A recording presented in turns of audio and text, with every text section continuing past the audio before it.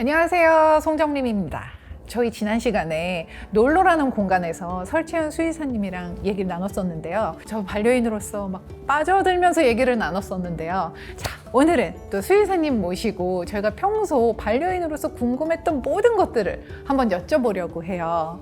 자, 오늘도 여기 함께 나와주셨습니다. 네. 반갑습니다. 네, 반갑습니다. 네. 저희가 또 놀러에 나와 있네요. 네. 아, 감사합니다. 이렇게 두 번이나. 네. 영광이에요. 수의사님, 네.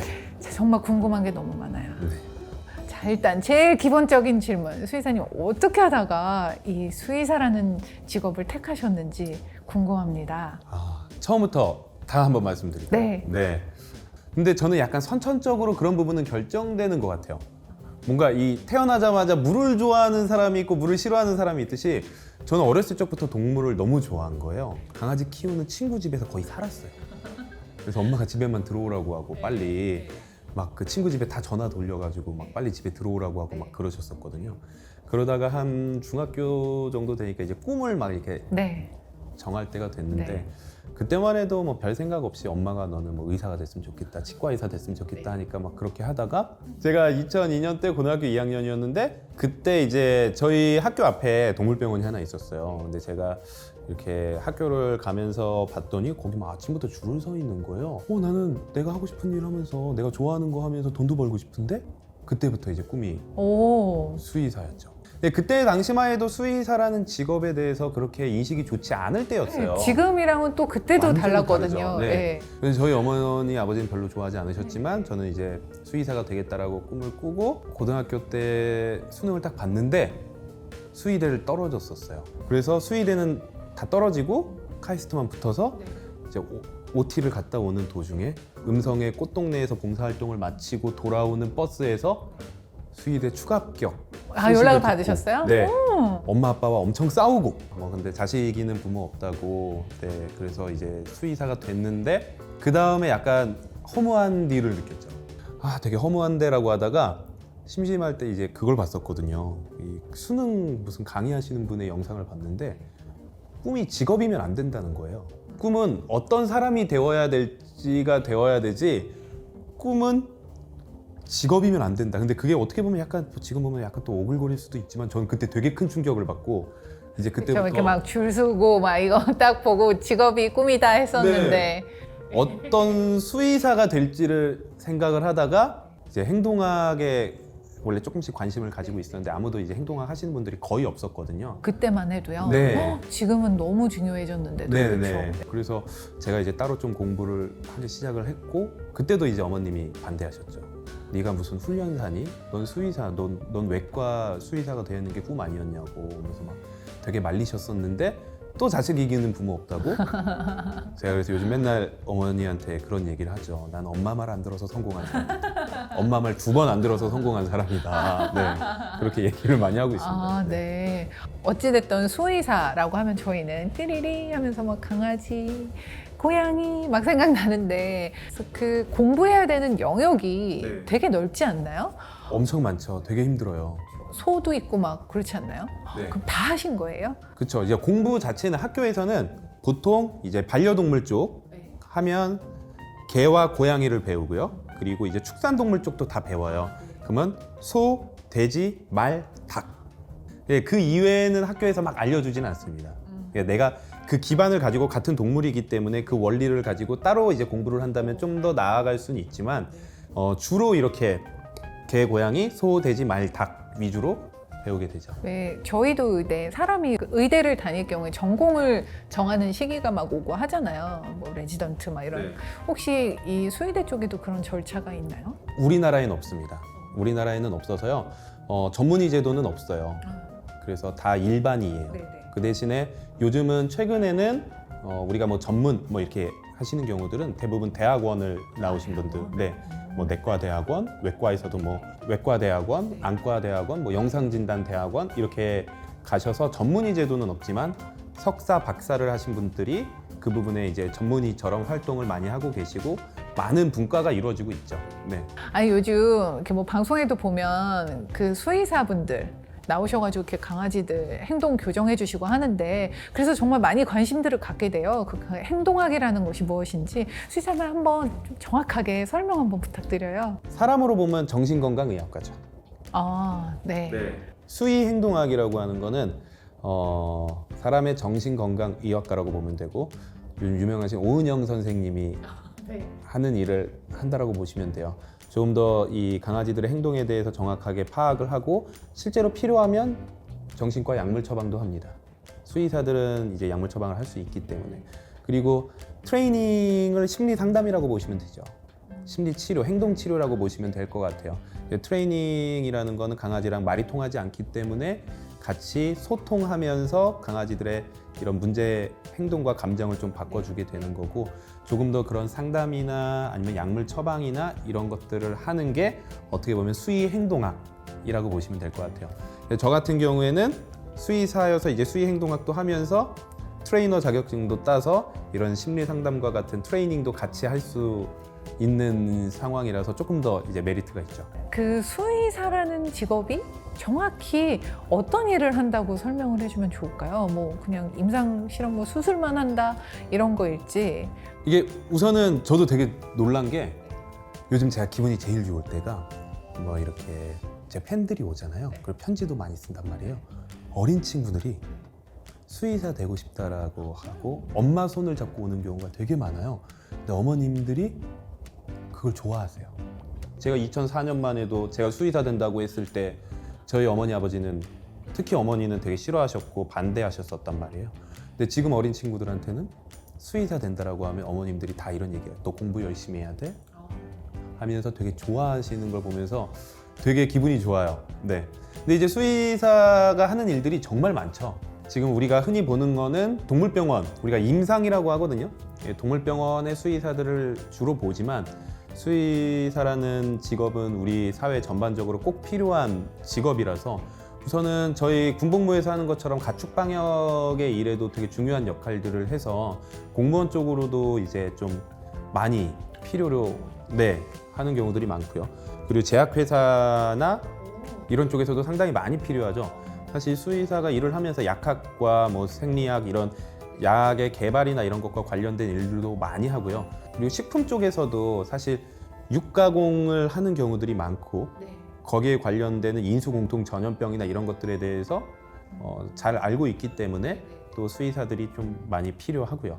근데 저는 정말 좋은 게 요즘 젊은 친구들이 수의사들이 꼭 임상만 생각하는 게 아니라 정말 다른 분야로도 많이 고민을 하고 어떤 예를? 진짜 전혀 상관없는 뭐 사업적이나 이런 쪽으로도 상당히 관심을 많이 가지고 있는 것 같아요. 저는 근데 그런 건 정말 좋은 변화라고 생각을 하고요.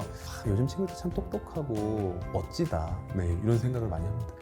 참 별의별 일이 다 있지 않았을까라고 상상을 해보게 되는데요. 네. 혹시 막 다니면서 학교 뭐 공부하는 중에 재밌었던 에피소드 같은 건 없으세요? 제가 막 이렇게 재밌는 일들은 없었지만 안타까운 건 그거였죠. 이 동물을 살리기 위해서 온 학교였는데 가니까 너무 많이 죽이고 있는 거예요. 네, 실험동물 저희 때만 해도 이제 동물복지에 대한 그런 기준이 그렇게 높지 않았었기 때문에 실험동물들을 실험을 하고 나면 안락사를 시켜야 돼요. 네. 그래서 사실 뭐 좀 되게 힘든 경우들도 있었고 한데 전체적으로 학교 다닐 때는 등록금 낼 때만 빼면 되게 행복했어요. 네, 재밌었어요. 네. 네. 뭐 실습 같은 경우에는 소 같은 경우에는 이제 뭐 어머니도 그랬거든요. 제가 수의대 간다고 했더니 뭐 친구들이 뭐 소 똥구멍에다가 손 집어넣는 직업 막 이러면서. 맞아. 네. 근데 그게 얼마나 중요한 일이고 왜 손 집어넣는 줄 아세요? 소 똥구멍에다가 손 집어넣는 줄 아세요? 직장으로 손을 집어넣으면 장 옆에 이렇게 난소가 있거든요. 그러면 이 장으로 통해서 난소를 만졌을 때 이게 어느 정도 느낌이면 임신을 할 수 있다 없다 이런 것들을 좀 판단을 하기도 하고. 오히려 이제 뭐 재밌는 일들은 재밌다기보다는 많은 에피소드들은 사실 군복무하면서 많았죠. 수의사들은 군복무를 따로 빠지니까. 또 따로 빠져요. 그런 네. 전문적인 인원들만 모아놓는. 네네네. 공중방역 수의사라고 우리가 그 의사들이 그 공보이라고 하죠. 공중보건 의사처럼 수의사들은 공중방역 수의사라고 해서 각 지방자치단체로 이렇게 파견이 돼요. 그때 당시 항상 이제 구제역 파동 한 번씩 오졌고.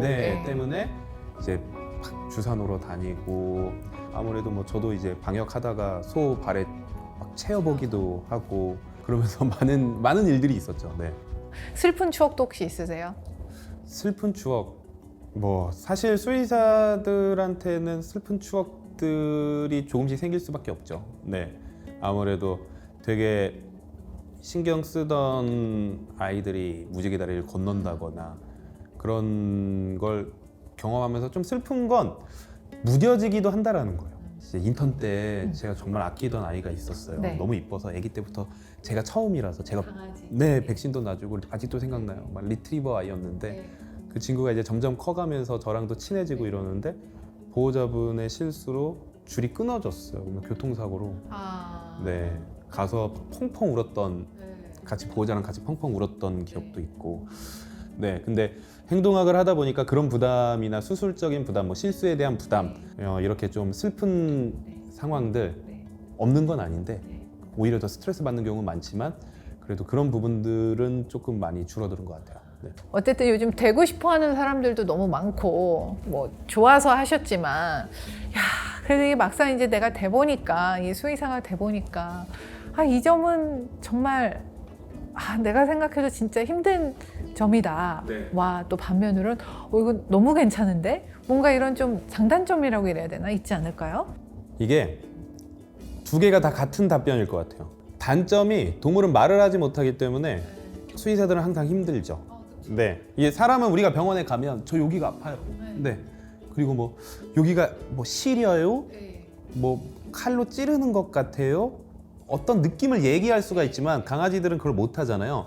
근데 사실 또 동물병원비가 비싸지는 이유 중에 하나가 그거예요. 처음에 검사를 할 때부터 얘네들이 말을 못하고 그냥 밥을 안 먹어요, 설사를 해요. 근데 그 이유가 얼마나 많겠어요. 그러다 보니까 정확하게 확인을 하려면 다 찾아야 되는 거예요. 그러다 보면 별의별 검사들이 막 이제 들어가게 되는 거죠. 가장 힘든 점은 얘네들이 말을 해주지 나 아파요, 내가 어디가 아파요 라는 걸 말을 해주지 않기 때문에 가장 힘든데 가장 좋은 점은 이 말 못하는 동물을 내가 치료했을 때 그 성취감, 행복감 그리고 동물만 행복해하는 게 아니거든요.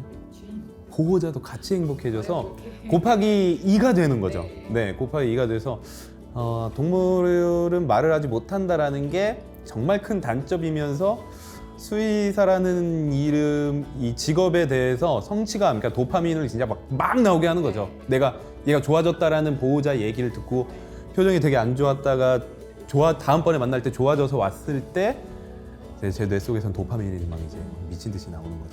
아니 근데 어쨌든 말씀하셨던 이 수의사 되는 과정 또 수의사가 돼서도 말씀하신 대로 그런 어떤 무지개 다리 건너는 친구도 봐야 되고 이런 이게 생각보다 센 거죠. 생각보다 세죠. 네.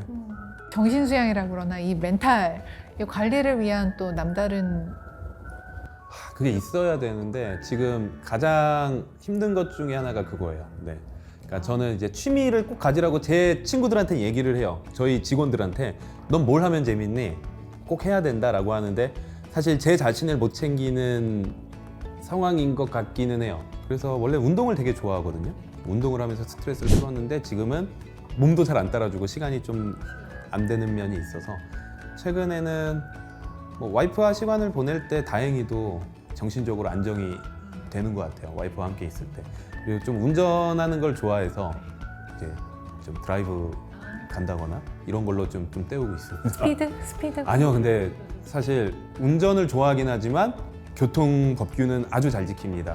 티맵 점수 95점입니다. 아 진짜요? 네. 우와. 아주 잘 과속하지 않고 급가속하지 않고 네 얌전히 운전하지만 네 운전하는 걸 좋아합니다. 네.